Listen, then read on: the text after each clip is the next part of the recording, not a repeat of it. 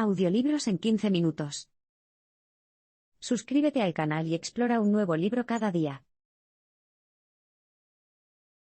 La teoría económica dominante del neoliberalismo es mala para la sociedad en general. ¿Te has preguntado alguna vez por qué los ricos se hacen cada vez más ricos mientras que los pobres solo caen aún más en la pobreza? La respuesta se reduce a la filosofía fundamental que da forma a la mayoría de la política occidental dominante, ya sea a la derecha o a la izquierda del espectro político, el neoliberalismo. El neoliberalismo es la creencia de que los mercados libres, más que la intervención del gobierno, son el camino hacia la prosperidad económica. Esta creencia se asocia a menudo con la economía del lado de la oferta que se hizo popular en la década de 1980. Sin embargo, la economía del lado de la oferta no fue más que un ingenioso cambio de nombre de las teorías del goteo, desacreditadas desde hace mucho tiempo, según las cuales el hecho de que los ricos se hagan más ricos permitiría que la riqueza fluyera cuesta abajo dentro de una sociedad en beneficio de las personas de clase baja y media. Los defensores de esta filosofía sostienen que un sistema de este tipo es mucho más eficaz para redistribuir la riqueza que el gobierno. Pero la historia cuenta una historia diferente. De hecho, las políticas neoliberales que entraron en la corriente principal del Reino Unido y los Estados Unidos en la década de 1980 han demostrado ser desastrosas. Por ejemplo, cuando el Partido Conservador del Reino Unido asumió el poder en 1979, la entonces primera ministra Margaret Thatcher comenzó a desmantelar lentamente el Estado de Bienestar, una red de seguridad social creada al final de la Segunda Guerra Mundial. Redujo el gasto público en su primer año en el poder, y esas políticas rápidamente resultaron perjudiciales para el país. Por ejemplo, la inflación aumentó un 11%, el sector manufacturero sufrió una profunda recesión, al final del tercer año de Thatcher, el desempleo había aumentado del 5,7% al 13%. Mientras tanto, al otro lado del Atlántico, Ronald Reagan ingresó al despacho Oval en 1981, y redujo la tasa máxima del impuesto sobre la renta del 70% al 50%. Como resultado, la deuda nacional pasó de $900.000 millones a $3 billones en un período de 5 años. Estas políticas diezmaron a las clases media y trabajadora. Bajo Reagan, los niveles salariales reales cayeron, y los empleos se deslocalizaron a mercados laborales más baratos, como China. El resultado fue una tasa de desempleo del 10% en 1982, la más alta desde la Gran Depresión. La literatura de autoayuda es un producto del neoliberalismo y una pérdida de dinero. No es casualidad que los libros de autoayuda experimentaran un enorme aumento de popularidad al mismo tiempo que las políticas económicas neoliberales comenzaban a destruir las economías de los Estados Unidos y el Reino Unido.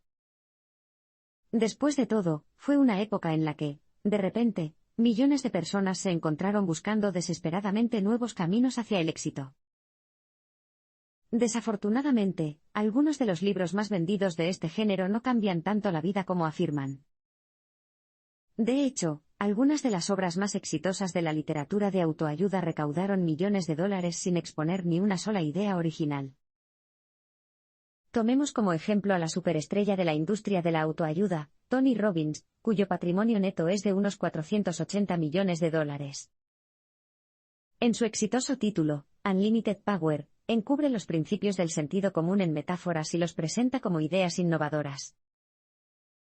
Por ejemplo, Robbins dice que para hacer el mejor pastel de chocolate del mundo, todo lo que tienes que hacer es seguir la receta. En otras palabras, una buena forma de aprender una habilidad es seguir el ejemplo de otra persona. Después de todo, no es una idea tan innovadora. Pero entonces, ¿cómo despertó un interés tan generalizado?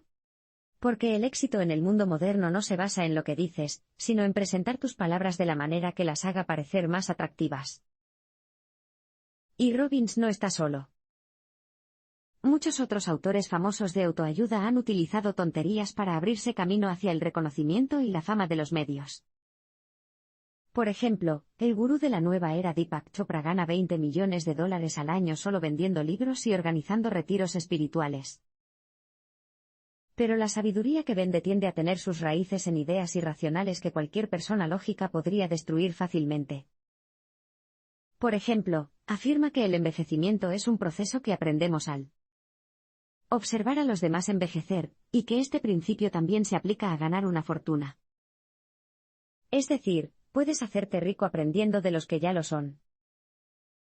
Muchas personas se dejan engañar al pensar que cuantos más libros de él compren, mejor aprenderán a ser ricos. Y a pesar de la naturaleza obviamente falsa de sus ideas, se ha ganado un seguimiento famoso que incluye a grandes nombres como Michael Jackson y Hillary Clinton. Las teorías del fin de la historia o del choque de civilizaciones son falsas tergiversaciones de nuestro complejo mundo. Por lo tanto, los íconos de la autoayuda saltan a la fama no porque hagan contribuciones significativas, sino porque utilizan un estilo retórico extravagante. De manera similar, los académicos que hablan del fin de la historia no son famosos porque sus puntos de vista sean correctos, sino por la forma en que los disfrazan. Las llamadas teorías del fin de la historia se basan en las emociones de las personas y no se basan en la realidad. Por ejemplo, el académico Francis Fukuyama publicó su bestseller sobre el tema en 1992, titulado El fin de la historia y el último hombre. Propugna la teoría de que el capitalismo neoliberal occidental es la fuerza política y económica dominante y final.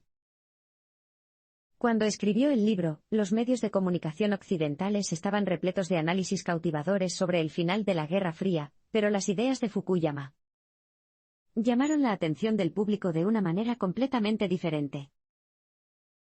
Aún así, el libro no se basaba en la razón ni en la lógica. Por ejemplo, sugiere que poco ha cambiado sociopolíticamente desde 1806. Fukuyama incluso argumentó que el nazismo y el comunismo tuvieron poco efecto en la forma en que funciona el mundo. Las teorías del fin de la historia son, por lo tanto, tonterías y las teorías del choque de civilizaciones son sus parientes no muy lejanos. En 1996, Samuel Huntington publicó otro bestseller, El choque de civilizaciones. En este libro, afirmó que los conflictos futuros no se deben a diferencias políticas o económicas, sino a diferencias culturales. Sin embargo, esta idea está equivocada desde el principio. Por ejemplo, comienza dividiendo a la humanidad en 7 u 8 civilizaciones. Califica a Grecia, que la mayoría de la gente considera la madre de la civilización occidental, no como occidental en absoluto, sino más bien como la civilización eslava ortodoxa. Porque Grecia sufrió una dictadura militar en las décadas de 1960 y 1970. Sin embargo, parece que no puede explicar por qué España se considera occidental, a pesar de que el despiadado dictador Francisco Franco gobernó el país durante décadas. Cuidado con el encanto de las tonterías postestructuralistas. Por lo tanto, la literatura política dominante y de autoayuda han estado completamente empapadas de tonterías, desde la década de 1980, cuando el postestructuralismo se puso de moda en las universidades estadounidenses, también lo ha hecho el mundo académico. A principios de la década de 1990, el postestructuralismo, una escuela de investigación filosófica, había sido aceptado e incluso prescrito en los departamentos de humanidades de los Estados Unidos y Europa continental. Pero, ¿qué es? El postestructuralismo se basa en el concepto de que no existe un significado estable. Por lo tanto, contrariamente a la noción estructuralista de que el significado es el resultado de factores materiales como el contexto social, el postestructuralismo afirma que el significado cambia constantemente y, por lo tanto, no tiene una forma definida. Los partidarios del postestructuralismo también creen que cada sistema de pensamiento u organización social debe considerarse un texto, sujeto a una interpretación infinita. Como resultado, se supone que incluso campos concretos como la química deben entenderse de la misma manera que una obra de ficción. No solo eso, sino que los postestructuralistas suelen emplear un lenguaje vago y complejo para parecer inteligentes. Por ejemplo, usan palabras grandes con significados ambiguos como hegemonía, significación y conocimientos en plural. Estos términos vagos permiten a los postestructuralistas interpretar el mundo como quieran. Pero, irónicamente, la autora Bárbara Ehrenreich recuerda que a su hijo le quitaron notas de un periódico universitario por usar una palabra común, realidad, sin calificarla mediante el uso de comillas invertidas. Por lo tanto, el postestructuralismo es impreciso, pero, ¿por qué es este un tema tan importante? Bueno, permitir una interpretación infinita de todas las cosas puede ser peligroso. Un buen ejemplo son los artículos notoriamente antisemitas escritos por el filósofo francés Paul de Man en la década de 1940. El destacado postestructuralista Jacques Derrida defendió polémicamente la obra de Man, diciendo que, dado que los textos están abiertos a una interpretación infinita, un texto considerado antisemita también podría leerse como contrario al antisemitismo. De hecho, el postestructuralismo ayudó a crear un entorno peligroso en el que la historia se sobreinterpretaba cada vez más. Por ejemplo, el exitoso historiador David Irving comenzó a tratar polémicamente el Holocausto como un texto que podía interpretarse como si nunca hubiera ocurrido. Como resultado, los postestructuralistas comenzaron a afirmar que determinadas tragedias, como el Holocausto, eran excepciones a su filosofía. Tenga cuidado con los políticos que califican sus ideas derechistas de socialmente liberales. A finales de la década de 1980, un político británico de izquierda estaba haciendo campaña a favor del desarme nuclear y la revocación de las políticas económicas neoliberales de Margaret Thatcher. Su nombre era Tony Blair, y puede que se sorprenda al enterarse de lo que ocurrió después de llevar al Partido Laborista a la victoria en 1997. Las políticas económicas de Blair resultaron ser exactamente las mismas que las de Thatcher. Tras ser elegido líder laborista, llevó al partido en una dirección diferente, llamándolo nuevo laborismo y adoptando nuevas posiciones que contradecían totalmente las anteriores. Por ejemplo, en 1997, en lugar de cumplir la promesa del partido de aumentar los impuestos sobre la renta de los ricos para pagar la infraestructura pública, dio a entender que los reduciría si podía. No pasó mucho tiempo antes de que el nuevo laborismo de Blair se subiera al tren de las mismas tonterías del libre mercado a las que se había opuesto con tanto entusiasmo en los 80. Fue en ese momento cuando comenzó a abogar por una nueva posición política conocida como la tercera vía. ¿Qué es eso? Básicamente, los partidos de la tercera vía emplean un lenguaje que resuena tanto en la derecha como en la izquierda y, al mismo tiempo, lo cubren con valores progresistas. Todo comenzó en 1994, cuando Demos, un grupo de expertos de tercera vía, contrató a una empresa de marketing para investigar los temas importantes para los votantes jóvenes. Los resultados revelaron que los jóvenes británicos estaban más preocupados por conceptos como conexión, empatía y sexualidad que por las necesidades socioeconómicas básicas. Con este conocimiento en mente, el Partido Laborista utilizó en gran medida ese lenguaje, alejando su retórica de las políticas concretas y acercándose a valores abstractos progresistas. Este cambio lingüístico les permitió mantener posiciones políticas contradictorias que podían interpretarse tanto de derecha como de izquierda al mismo tiempo. Por ejemplo, en 1998, Blair afirmó que el celo empresarial producirá justicia social.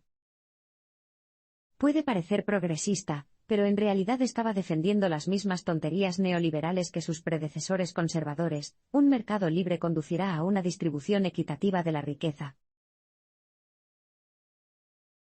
Deberíamos mirar al pasado para ver ejemplos de cómo contrarrestar la falsa lógica. Hemos visto que la falsa irracionalidad se hace pasar por sabiduría con bastante frecuencia.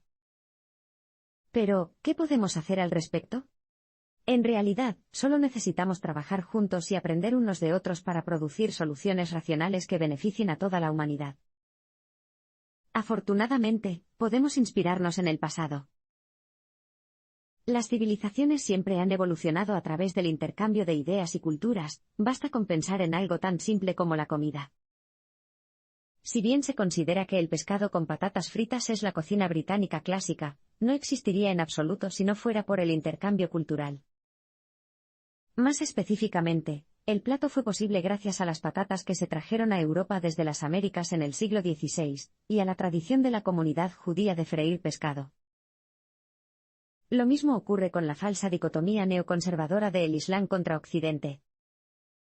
De hecho, Occidente Nunca habría conocido la Ilustración de finales del siglo XVII y principios del XVIII si no fuera por los vastos tesoros de conocimiento, especialmente en matemáticas y astronomía, que compartía el avanzado mundo islámico con los relativamente atrasados pueblos de Europa en la Edad Media.